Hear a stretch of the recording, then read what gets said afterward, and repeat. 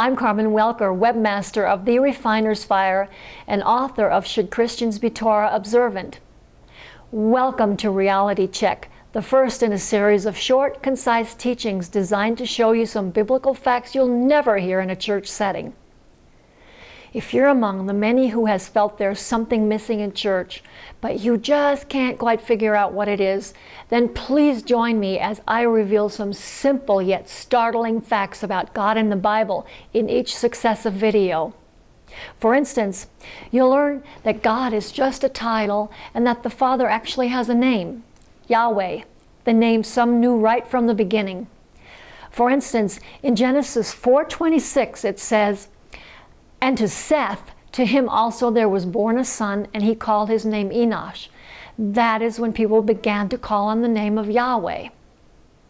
In Genesis 12:8 we see he, Avram, or Abraham, left that place, went to the hill east of Beit El, and pitched his tent. With Beit El to the west and Ai to the east, he built an altar there and called on the name of Yahweh.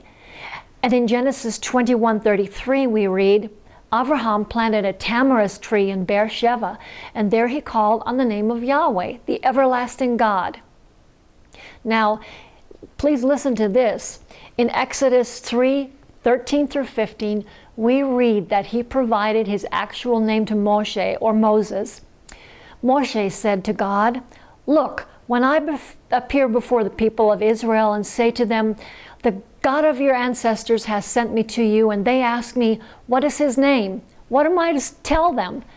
God said to Moshe, "Ehyeh asher ehyeh," or "I am / will be what I am / will be," and added, "Here is what to say to the people of Israel.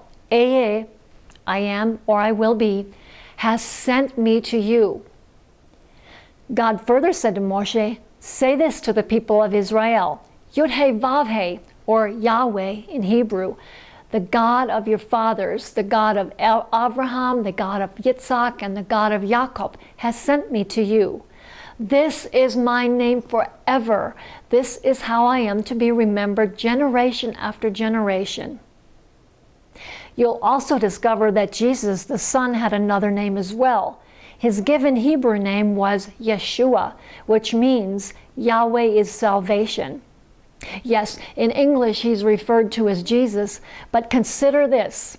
Our Messiah never heard the name of Jesus in his entire life. His mother called him Yeshua. It's not that hard to say.